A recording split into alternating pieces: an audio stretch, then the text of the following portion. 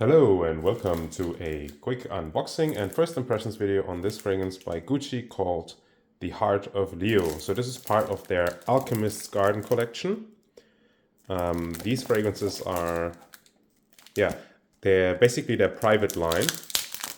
And Gucci is a brand that, I generally don't really care for many of their fragrances. I own two by them, the Guilty Absolute and the Guilty Elixir. And even the Elixir is almost like, at the edge of something that I'm comfortable with. Usually it's very sweet and strong. But these private collection bottles, honestly, I think they're really pretty.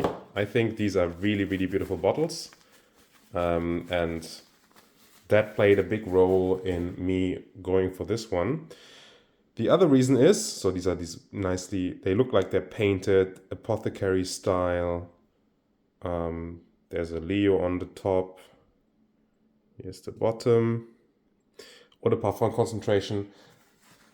Yeah, they just really, really are some very, very nice looking bottles, which, if we're being honest with ourselves, most of us do care about how something looks. And I wanted to, check one of them out, and these can be found on discounters. So I bought this at a price that I know I can sell it without losing much money, which is one of the ways, I can justify buying something like this. I'll just get rid of it if I don't like it, but I get to check it out and I'll get to spray it and tell you my first impressions. Heavy cap. I don't know if it's glass or metal. It's very heavy. This is how the sprayer looks. Let's see how it sprays. Nicely pressurized sprayer, as you would expect. So new, these are very expensive fragrances. I think new, if you buy it from Gucci, this goes for about 350 euros for 100 ml. Yeah, and I kind of went for this because I was looking at the notes. And this fragrance features notes of black currant in the top, frankincense in the mid, and myrrh in the base. And that kind of intrigues me because it's fruits, dark fruits with incense and resins. And I love incense and resins, and I love the combination of fruits and incense and resins. In fact, Interlude Black Iris gives me a little bit of a fruity, incensey, but a more leathery smell and very smoky. So let's see what this Gucci gives me. The perfumer, by the way, is Amandine Clerc-Marie, and it came out in 2024.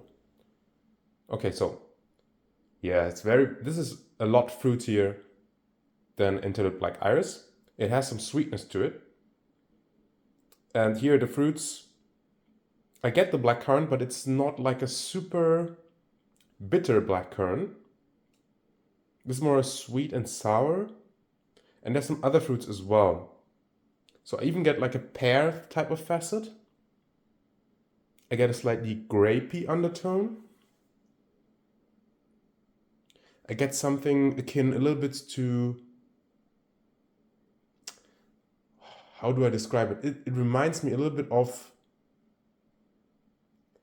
it's like a more orangey fruit, but not an orange. What are they called? They're called persimmon.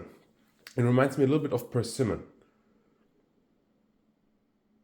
And then there's this very mineralic incensey quality here, which is not smoky. It's just that mineralic, almost peppery, slightly woody type of incense. I don't really smell the myrrh yet. It is listed as a base note. Note permits are always a little bit of a marketing thing. Notes always jump at you at the same time, but their different volatilities mean that the more volatile molecules will reach your nose more intensely at the beginning, and then the less volatile molecules, they will remain, and the more volatile ones will have almost faded away. So that's how they slowly reveal themselves. But in fact, you do get the base notes right at the beginning. They're just usually overshadowed by the more volatile, quote-unquote, top notes. Okay, but yeah, there is something definitely resinous lurking beneath. But it also has like a musky, almost soapy type of quality. It's kind of powdery. I can smell something sandalwoody in here as well. There's something cooling, like a violet leaf violet leaf violet thing, which does remind me a little bit of Interlude Black Iris. But Interlude Black Iris is so much more leathery and smoky. This one does not have all of those facets. This really has that violetly type of facet and then mineralic quality, and then replaces all of that smoky leatheriness with a more soft, woody, musky feel. The Perry facet that I got right at the top is slowly starting to fade away. And the fruits here, they're actually starting to get more convincing as it dries down on blotter. Because it's gotten less sweet, and it seems like it's more focusing on a smaller quantity of different fruits, I do become more convinced that there is a black currant in here. And I'll have to really see how it does on skin. You know what? I'm just gonna put it on skin. Why not? I can do it today. Sorry, I just knocked you a little bit there. Let's see if I get more of the base notes on skin. This really is a nice bottle. Marketing works, guys. And girls, don't think that you're immune. Okay, yes. On skin, there's a lot more of that frankincense that I'm getting. It's still fruity, but there's this almost earthy, maybe patchouli, maybe orrisy quality. It's not as sweet.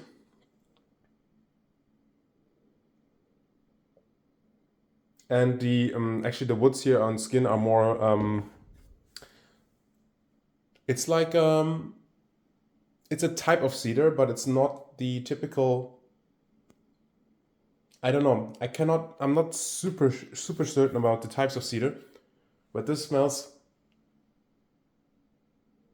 cedar, just not like the usual types of cedar. There's something more dry about this. It's not like a creamy cedar. It's more like a dry, lumbery cedar. Like freshly chopped. There's a slight nuttiness as well. Let's go back to blotter. I smell a touch of something benzoin-y. The blotter is really quiet now. Clearing my nose. So on blotter, it's kind of sweeter and more powdery. On skin,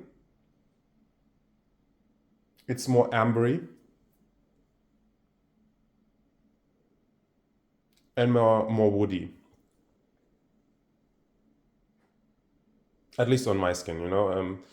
I don't believe that different skins affect it that much, but of course you have your own body odor, you use your own hygiene products, your own moisturizer, your own shampoo, and that imparts a smell that essentially is almost like a layering, an unintentional one, depending on how strongly scented those products are. But you know, the main difference that a skin makes is, generally speaking, that warmth that you get, and that sort of texture of your skin. You know, it's different to the texture of a blotter, and molecules are, generally speaking, more likely to stick on a blotter or fabric and not evaporate as quickly. So blotters generally retain more of those volatile compounds for more time, whereas the skin, the warmth and the texture, the surface area is kind of gonna disperse those volatile molecules more quickly and reveal the base notes more relatively to fabric or a blotter. But yeah, in fact, my skin is now revealing some slightly creamy facets. There's something balmy, which, you know, I do really associate with a benzoin note. So there might be some benzoin within those resins in here, and it might also be those musks. It's actually a really nice cocktail of musks here. I don't get immediately hit over the head by one particular musk. You know, some fragrances, they give me a lot of galaxolite. Some fragrances, they give me a lot of ambretolite or habanolite. You know, they have this very forward single white musk thing. This one, I feel like there's multiple ones playing together.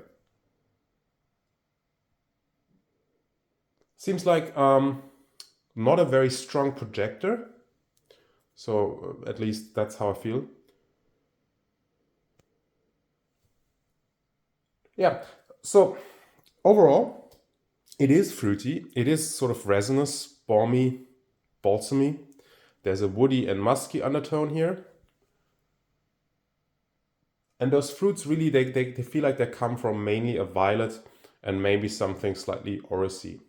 So those compounds, orris and violet, they're even often used in flavorings. So in candy or fruit type of flavorings, you often will use some of those naturals. Lots of these fragrance companies, those fragrance houses, they also produce flavorings for the food industry. Of course, IFF is called International Fragrance and Flavors, so they also produce flavors. And it feels like here, those ionic and powdery compounds that you find in orris, violet, and of course synthetic compounds, they're used here to boost whatever type of synthetic fruity molecules are used here. But I find it quite tastefully done, and with the addition of the mineralic incensey quality and a sort of creamy musky thing, benzoin, and a little bit of a cedar wood, clean cedar wood, they make this wear really, really well. And I find it unisex. I would say you probably should like powdery and fruity scents, and you probably also should be comfortable with something that is somewhat tart. There's a tartness here. There's something sour, but clean sour. It doesn't go like sulfuric, but you should be comfortable with that to enjoy this fragrance. Okay, that about does it for my first impressions. Let me know what you think about this line of Alchemist Garden. Let me know what you think about this particular one, if you smell it. Another reason why I wanted to check this one out is because I couldn't find a lot of material on it. There's not much talk about this fragrance, which usually either means that it doesn't sell very well, or that the availability of this is not great. So yeah, let me know if you've checked this out. I'm curious to hear your thoughts, and I hope this was helpful for you. I hope you got a good overview of this. Thank you so much for watching. Be safe, take care, be kind to each other and to others as well. See you. Bye bye.